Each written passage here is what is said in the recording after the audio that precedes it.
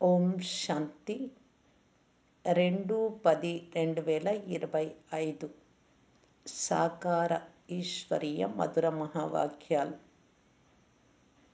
మధురమైన పిల్లలారా, అన్నింటికన్నా మధురమైన పదము బాబా. మీ నోటి నుండి సదా బాబా బాబా అని వెలువడుతూ ఉండాలి. అందరికీ శివబాబా పరిచయాన్ని ఇస్తూ ఉండాలి. ప్రశ్న: సత్యుగంలో మనుషులే కాదు, జంతువులు కూడా రోగగ్రస్తంగా అవ్వవు, ఎందుకు? జవాబు: ఎందుకంటే సంగమయుగంలో బాబా సర్వాత్మలకు మరియు అనంతమైన సృష్టికి ఎటువంటి ఆపరేషన్ చేస్తారు అంటే తద్వారా రోగం యొక్క నామ రూపాలు కూడా ఉండవు. తండ్రి అవినాశి సర్జన్. ఇప్పుడు మొత్తం సృష్టి అంతా రోగగ్రస్తంగా ఉంది. ఈ సృష్టిలో ఇకపై దుఃఖం యొక్క నామరూపాలు ఉండవు. ఇక్కడి దుఃఖాల నుండి రక్షించుకునేందుకు చాలా చాలా ధైర్యవంతులుగా అవ్వాలి. పాట: మిమ్మల్ని పొంది మేము. ఓం శాంతి 2 సార్లు కూడా ఓం శాంతి, డబల్ ఓం శాంతి అని చెప్పవచ్చు. ఆత్మ తన పరిచయాన్ని ఇస్తుంది. ఆత్మనైన నేను శాంతి స్వరూపాన్ని. 1 ఓం శాంతి అంటే నా నివాస స్థానం శాంతిధామంలో ఉంది. ఓం శాంతి అనగా నేను ఆత్మ శాంతి స్వరూపం. ఇంకొకసారి ఓం శాంతి అనగా నా నివాస స్థానం శాంతిధామం. ఇంకొకసారి కూడా ఓం శాంతి అంటాం. నా ఇల్లు శాంతిధామంతో పాటు నా తండ్రి కూడా శాంతి సాగరుడు. మీరంతా బాబాకు సంతానం. ఆత్మలందరూ ఓం అని అంటారు. అక్కడ మీరంతా పరస్పరం సోదరాత్మలు పరంధామంలో ఉన్నప్పుడు మళ్ళీ ఇక్కడ సోదరి సోదరులుగా అవుతారు. ఎందుకంటే శరీరాలు ఉంటాయి కనుక. ఇప్పుడు సోదరి సోదరుల సంబంధంతో ప్రారంభమవుతుంది. తండ్రి అర్థం చేస్తూ ఉన్నారు, అందరూ నా సంతానమే, బ్రహ్మ కూడా నా సంతానమే. అందుకే పరస్పరము సోదరి సోదరులు అవుతారు. ఎందుకంటే బ్రహ్మకు కూడా మీరు సంతానము. మీకు వేరే ఏ సంబంధము లేదు. ఇక ప్రజాపితకు సంతానం బ్రహ్మకుమార్ కుమారీలు. పాత ప్రపంచాన్ని పరివర్తన చేసేందుకు తండ్రి ఈ సమయంలోనే వస్తారు. తండ్రి బ్రహ్మ ద్వారానే మళ్ళీ క్రొత్త సృష్టిని రచిస్తారు. బ్రహ్మతో కూడా సంబంధం ఉంది కదా. యుక్తి కూడా ఎంత బాగుంది. అందరూ బ్రహ్మకుమార్ కుమారీలు. స్వయాన్ని ఆత్మగా భావిస్తూ తండ్రిని స్మృతి చెయ్యాలి మరియు పరస్పరం సోదరి సోదరులుగా భావించాలి. అపవిత్ర దృష్టి ఉండకూడదు. ఇక్కడైతే కుమార్ కుమారీలు పెద్దవారయ్యే కొద్దీ దృష్టి అపవిత్రంగా అవుతూ ఉంటుంది. ఇక తర్వాత అపవిత్రమైన కర్మలు చేస్తారు. అపవిత్రమైన కర్మలు రావణ రాజ్యంలో ద్వాపరయుగం నుండి జరుగుతాయి. సత్యుగంలో అపవిత్రమైన కర్మలు ఉండవు. అపవిత్రత అన్న పదమే ఉండదు. ఇక్కడైతే అపవిత్రమైన కర్మలు చాలా జరుగుతాయి. వారి కోసమని కోర్టులు మొదలైనవి కూడా ఉన్నాయి. అక్కడ కోర్టులు మొదలైనవి ఉండవు. అద్భుతం కదా. జైళ్ళు ఉండవు, పోలీసులు ఉండరు, దొంగలు మొదలైన వారు ఉండరు. ఇక్కడ జరుగుతూ ఉన్న ఇవన్నీ దుఃఖపు విషయాలు.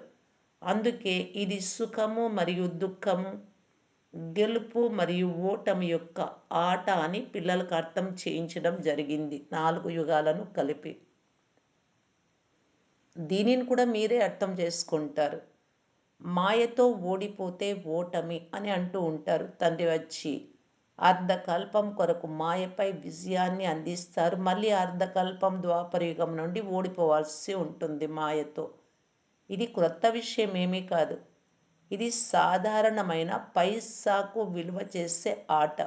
మళ్ళీ మీరు నన్ను స్మృతి చేస్తే అర్ధకల్పం కొరకు మీ రాజ్య భాగ్యాన్ని తీసుకుంటారు. రావణ రాజ్యంలో మీరు నన్ను మర్చిపోతారు. రావణ రాజ్యంలో మీరు నన్ను మర్చిపోయారు. ఎందుకంటే రావణుడు శత్రువు. అతడిని ప్రతి సంవత్సరము భారత్ వాసులే కాలుస్తూ ఉన్నారు కదా. దసరా అంటేనే కాల్చడం. ఏ దేశంలోనైతే చాలామంది భారత్ వాసులు ఉంటారో అక్కడ కూడా కాలుస్తూ ఉండవచ్చు. ఇది భారత్ వాసుల ధర్మ ఉత్సవం అని అంటారు. దసరాను జరుపుకునేటప్పుడు అది హద్దు యొక్క విషయమని పిల్లలు అర్థం చేయించాలి. రావణ రాజ్యం అయితే ఇప్పుడు మొత్తం విశ్వం అంతటి పైన ఉంది. కేవలము లంకపై మాత్రమే లేదు. విశ్వం అయితే చాలా పెద్దది కదా! తండ్రి అర్థం చేయించారు. ఈ సృష్టి అంతా సాగరంపై నిలబడి ఉంది. మనుషులేమంటారు అంటే, భూమి క్రింద ఒక నంది, లేక ఒక ఆవో, లేదో ఎద్దో ఉంది. దాని కొమ్ముపై సృష్టి నిలబడి ఉంది. అది అలసిపోతే కొమ్ము మారుస్తుంది. ఇలా అంటారు. వాస్తవానికి అటువంటి విషయం ఏమీ లేదు. భూమి అనేది నీటిపై నిలబడి ఉంది. నలువైపులా నీరే నీరు ఉంది. ఇప్పుడు మొత్తం ప్రపంచమంతటిలోనూ రావణ రాజ్యం ఉంది. మళ్ళీ రామరాజ్యాన్ని లేక ఈశ్వరీయ రాజ్యాన్ని స్థాపన చేసేందుకు తండ్రి రావాల్సి ఉంటుంది. కేవలం ఈశ్వరుడు అని అన్నా సరే, ఈశ్వరుడు సర్వశక్తివంతుడు, అన్నీ చేయగలరు అని అంటారు. ఇది అవసరం లేని మహిమ, అంతటి ప్రేమ ఉండదు. ఇక్కడ ఈశ్వరుడిని తండ్రి అని అంటారు. తండ్రి అని అనడంతో వారసత్వం లభించే విషయం ఉంటుంది. ఎల్లప్పుడూ బాబా బాబా అని అంటూ ఉండాలి అని శివబాబా అంటారు. ఈశ్వరుడు లేక ప్రభువు మొదలైన పదాలను మర్చిపోవాలి. నన్నొక్కరినే స్మృతి చెయ్యండి అని బాబా చెప్పారు. ప్రదర్శిని మొదలైన వాటిలో కూడా అర్థం చేయించేటప్పుడు పదే పదే శివబాబా పరిచయాన్ని ఇవ్వండి. శివబాబా ఒక్కరే ఉన్నతోన్నతమైన వారు. వారిని గాడ్ ఫాదర్ అని అంటారు. బాబా అన్న పదము అన్నింటికన్నా మధురమైనది. శివబాబా శివబాబా అని నోటి నుండి వెలువడుతుంది. ఇక్కడ నోరు అంటే మనుషులదే కదా! ఇక్కడ ఇది గోవు ముఖము అని కాదు. మీరు శివశక్తులు. మీ ముఖ కమలం నుండి జ్ఞానామృతం వెలువడుతుంది. మీ పేరును ప్రసిద్ధం చేసేందుకు గోముఖము అని అన్నారు. గంగ కోసమైతే అలా అనరు. ముఖ కమలం నుండి అమృతం ఇప్పుడే వెలువడుతుంది. జ్ఞానామృతం త్రాగిన తర్వాత ఇక విషాన్ని త్రాగలేరు. అమృతం తాగడంతో మీరు దేవతలుగా అవుతారు.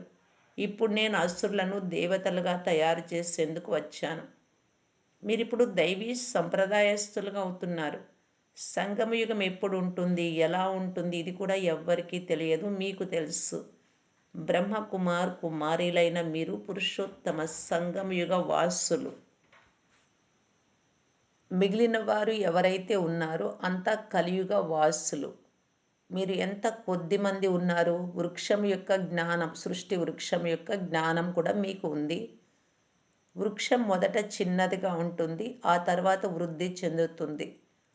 జనాభా సంఖ్యను నియంత్రించాలి అని ఎన్ని పరిశోధనలు చేస్తూ ఉన్నారు. కానీ నరుడు ఒకటి కోరుకుంటే జరిగేది వేరొకటి.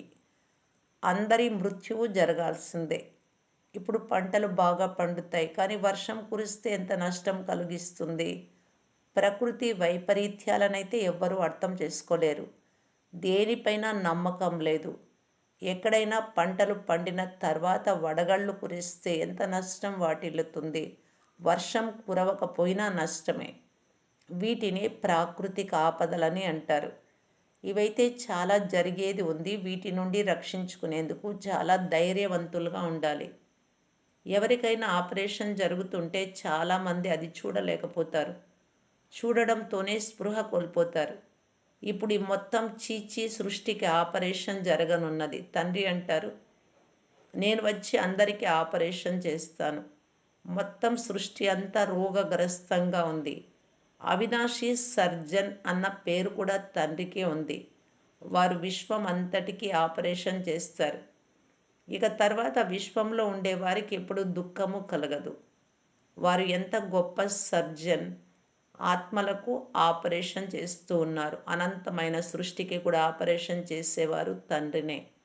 అక్కడ మనుషులే కాదు, జంతువులు కూడా రోగగ్రస్తంగా ఉండవు స్వర్గంలో. తమ పాత్ర మరియు పిల్లల పాత్ర ఏమిటి అనేది తండ్రి అర్థం చేయిస్తూ ఉన్నారు. దీనిని రచన యొక్క ఆది మధ్య అంత్యాల జ్ఞానం అని అంటారు. దీనిని మీరే తీసుకుంటూ ఉన్నారు. పిల్లలకు మొట్టమొదటి సంతోషం ఉండాలి, తండ్రి చదివిస్తున్నారు అని. ఈరోజు సద్గురువారము. ఎల్లప్పుడూ సత్యమే మాట్లాడాలి. వ్యాపారంలో కూడా సత్యం మాట్లాడండి. మోసం చేసే మాటలు మాట్లాడకండి అని అంటారు కదా! అయినా కూడా లోభంలోకి వచ్చి కొంచెం ఎక్కువ ధర చెప్పి వ్యాపారం చేస్తారు. సత్యమునైతే ఎవ్వరూ ఎప్పుడూ చెప్పరు.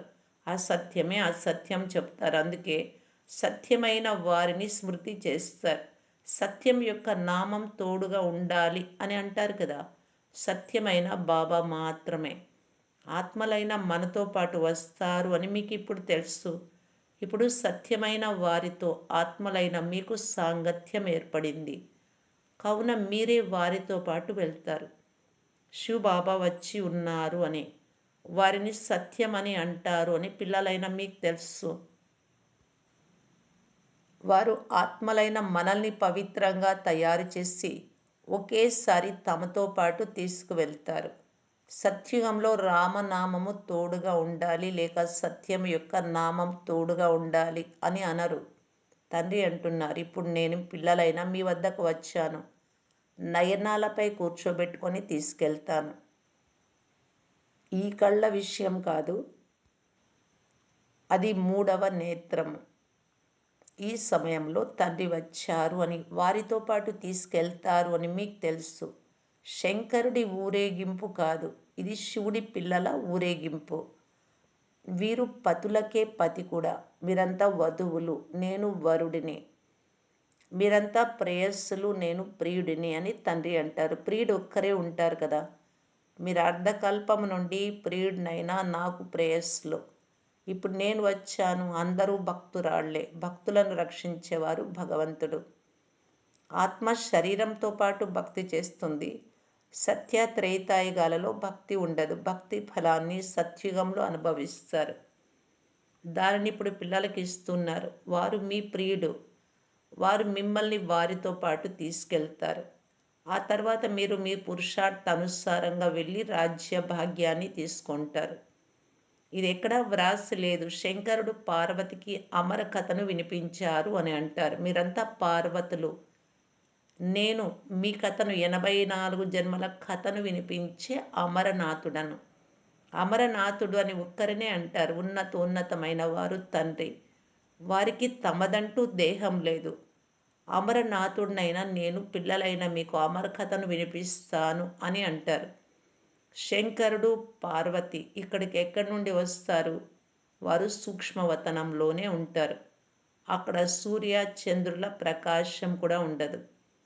సత్యమైన తండ్రి ఇప్పుడు మీకు సత్యమైన కథను వినిపిస్తూ ఉన్నారు. తండ్రి తప్ప సత్యమైన కథను ఎవ్వరూ వినిపించలేరు. వినాశనం అవ్వటానికి సమయం పడుతుంది అని కూడా మీకు తెలుసు. ఇది ఎంత పెద్ద ప్రపంచం. ఎన్ని భవనాలు మొదలైనవన్నీ పడిపోయి అంతమైపోతాయి. భూకంపాలలో ఎంత నష్టం జరుగుతుంది, ఎంతమంది మరణిస్తారు. ఇకపోతే మీ చిన్న వృక్షం మిగిలి ఉంటుంది. ఢిల్లీ ఫరిస్తాన్గా అవుతుంది. ఒక్క ఫరిస్తాన్లోనే లక్ష్మీనారాయణల రాజ్యం నడుస్తుంది. ఎన్ని పెద్ద పెద్ద భవనాలు తయారవుతూ ఉండవచ్చు. అనంతమైన ఆస్తి లభిస్తుంది. మీరు ఖర్చు పెట్టాల్సిన అవసరం ఏమీ ఉండదు. బాబా అంటారు, బ్రహ్మ కాలంలోనే, ఈ సమయంలోనే ధాన్యం ఎంత చౌకగా ఉండేది, మరి సత్యుగంలో ఇంకెంత చౌకగా ఉంటుంది. ఒక్కొక్కరి ఇల్లు మరియు భూమి మొదలైనవి ఢిల్లీ అంతా ఉంటాయి. మధురమైన నదీ తీరాలపై మీ రాజ్యం నడుస్తుంది. ఒక్కొక్కరి వద్ద లేనిదంటూ ఏమీ ఉండదు. సదా భోజనం లభిస్తూనే ఉంటుంది. అక్కడి ఫలాలు పుష్పాలు కూడా ఎంత పెద్ద పెద్దవిగా ఉంటాయో చూస్తూ ఉంటారు. మీరు శుభి రసం తాగి వస్తారు ఇప్పుడు సాక్షాత్కారాలలో. అక్కడ తోటమాలి ఉన్నారు అని కూడా చెప్తారు. ఇప్పుడు తోటమాలి అయితే తప్పకుండా వైకుంఠంలో లేక నదీ తీరంలో ఉంటారు. అక్కడ ఎంత కొద్ది మంది ఉంటారు. ఇప్పటి ఇన్ని కోట్ల మంది ఎక్కడ, 9 లక్షల మంది ఎక్కడ, మరియు అక్కడ అన్నీ మీవిగానే ఉంటాయి. తండ్రి ఎటువంటి రాజ్యాన్ని ఇస్తారు అంటే దానిని ఎవ్వరూ మీ నుండి లాక్కోలేరు. ఆకాశము, భూమి మొదలైన వాటన్నింటికీ మీరు యజమానిగా ఉంటారు. పాట కూడా పిల్లలు విన్నారు.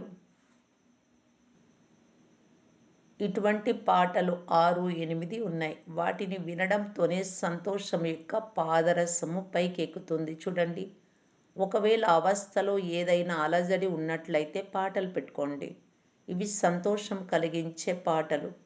మీకు వాటి అర్థం కూడా తెలుసు. స్వయాన్ని హర్షిత ముఖులుగా చేసుకునేందుకు బాబా ఎన్నో యుక్తులను తెలియజేస్తూ ఉన్నారు.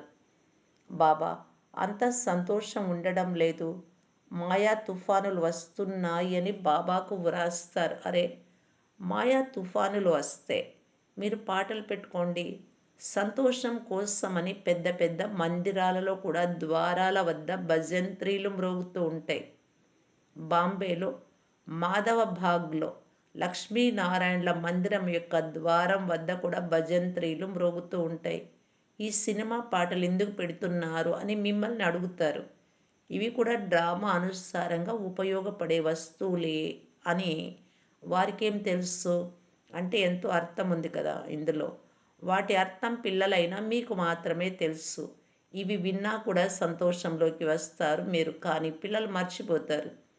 ఇంటిలో ఎవరికైనా దుఃఖం కలిగినా కూడా పాటలు విని చాలా సంతోషిస్తారు. ఇవి చాలా విలువైనవి. ఎవరి ఇంట్లోనైనా గొడవ జరిగితే ఇలా చెప్పండి: భగవాను వాచ కామం మహాశత్రువు, దీనిపై విజయం పొందితే మనం విశ్వానికి యజమానులుగా అవుతాం. ఆ తర్వాత పుష్పాల వర్షం కురుస్తుంది, జై జైకారాలు జరుగుతాయి, బంగారు పుష్పాల వర్షం కురుస్తుంది. మీరిప్పుడు ముళ్ళ నుండి బంగారు పుష్పాలుగా అవుతున్నారు. ఆ తర్వాత మీ అవతరణ జరుగుతుంది. పుష్పాలు కురుస్తాయి అని కాదు, మీరే పుష్పాలుగా అయి వస్తారు. బంగారు పుష్పాలు కురుస్తాయి అని మనుషులు భావిస్తారు. ఒక రాకుమారుడు విదేశాలకు వెళ్ళారు.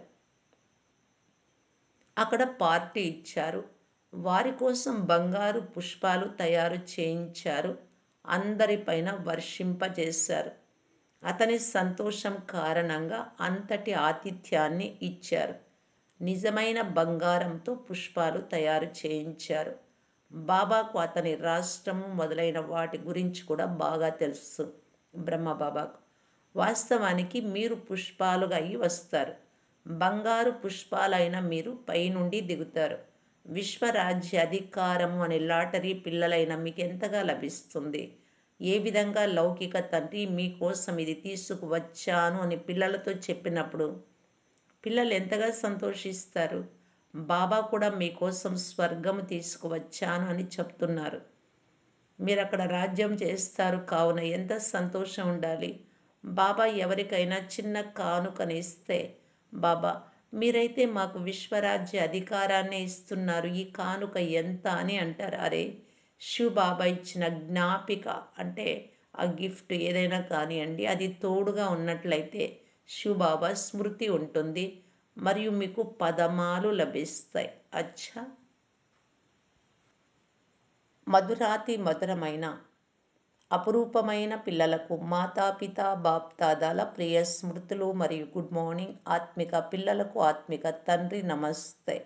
ధారణ కొరకు ముఖ్య సారం. ఫస్ట్ పాయింట్: సత్యమైన వారి సాంగత్యంలో తిరిగి వెళ్ళాలి, తండ్రి సాంగత్యంలో. అందుకే సదా సత్యంగా ఉండాలి, ఎప్పుడు అసత్యము చెప్పకూడదు.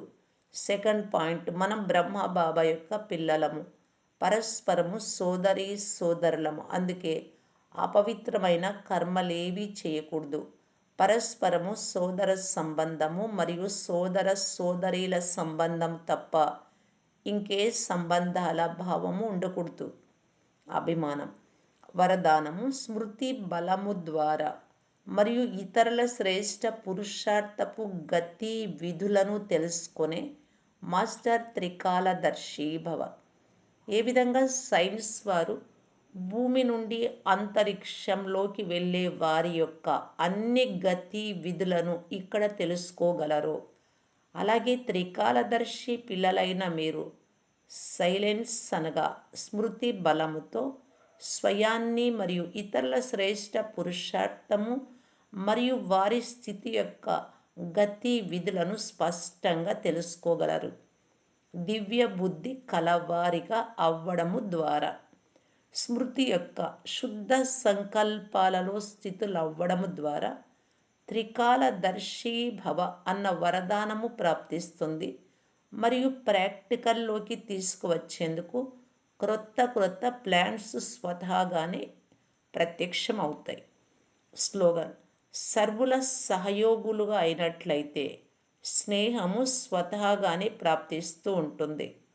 అవ్యక్త సూచన: స్వయం కొరకు మరియు సర్వుల కొరకు మనస్సు ద్వారా యోగ శక్తులను ప్రయోగించటానికి బాప్దాదా తెలియజేస్తూ ఉన్నారు.